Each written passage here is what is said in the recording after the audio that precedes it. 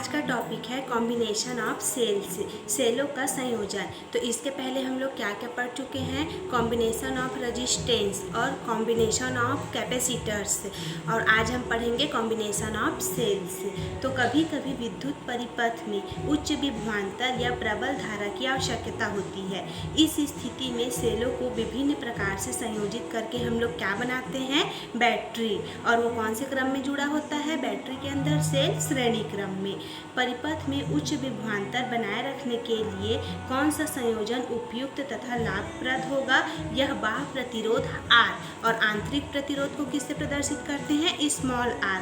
तो किसी भी परिपथ में उच्च विभवांतर बनाए रखने के लिए कौन सा संयोजन उपयुक्त तथा लाभप्रद होगा, ये उसके बाह्य प्रतिरोध R और आंतरिक प्रतिरोध स्मॉल r पर निर्भर करता है। तो सेलों का संयोजन भी निम्न प्रकार से किया जाता है। सबसे पहला कौन सा संयोजन होता है, श्रेणी क्रम संयोजन, दूसरा समांतर क्रम संयोजन और तीसरा मिश्रित क्रम संयोजन। तो सबसे पहले हम क्या देखेंगे, श्रेणी क्रम संयोजन।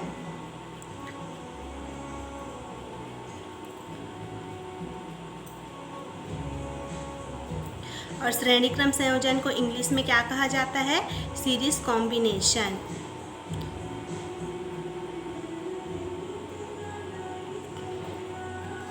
तो अब इसमें हम लोग किसका प्रयोग करेंगे, सेल का प्रयोग करेंगे। और सेल का मतलब संकेत कैसे होता है, इस भांति। इसमें से ये क्या होता है, विद्युत वाहक बल, जो ये वाला प्लस है और ये माइनस है।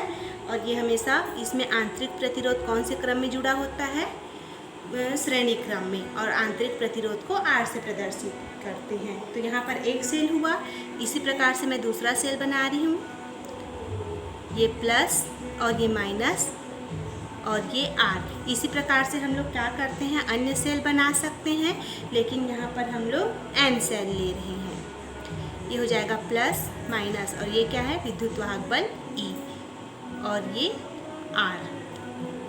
तो जो श्रेणी क्रम संयोजन है उसमें आप लोग क्या लिखोगे, सेलों के इस श्रेणी क्रम संयोजन में पहले सेल के ऋण ध्रुव को दूसरे सेल के धन ध्रुव से तथा दूसरे सेल के ऋण ध्रुव को तीसरे सेल के धन ध्रुव से, तथा इसी प्रकार से हम लोग क्या करते हैं, अन्य सेलों को जोड़ते हैं।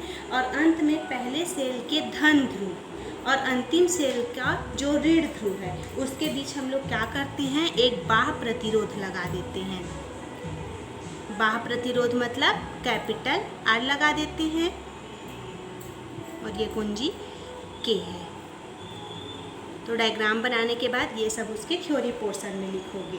उसके बाद आगे लिखोगे कि इस जो डायग्राम है उसमें हम लोग N सेल प्रदर्शित किए हैं, जो कौन से क्रम में जुड़े हैं, श्रेणी क्रम में जुड़े हैं, जिनमें से प्रत्येक सेल का विद्युत वाहक बल क्या है, E, और इसका आंतरिक प्रतिरोध क्या है, स्मॉल r, और संयोजन के साथ जुड़ा हमारा बाह्य प्रतिरोध क्या है, कैपिटल R।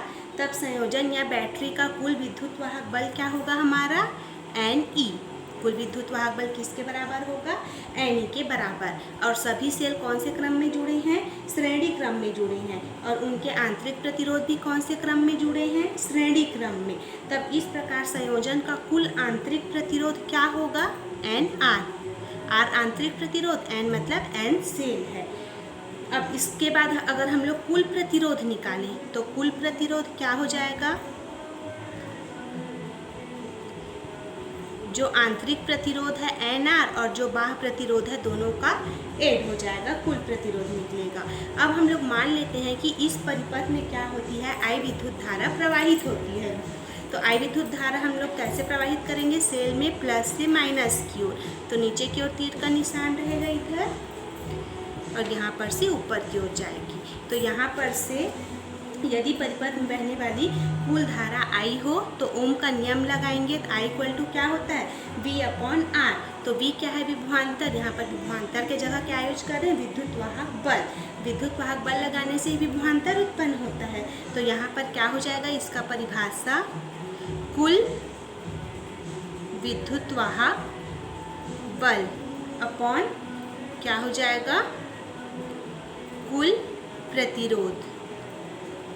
अब कुल विद्युत वाहक बल कितना है, एन ई अपॉन कुल प्रतिरोध कितना है, एन आर प्लस आर।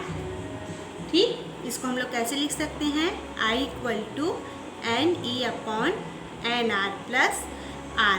तो ये क्या है हमारा कॉम्बिनेशन ऑफ सीरीज कॉम्बिनेशन, सेलों का ये क्या है, सीरीज कॉम्बिनेशन है।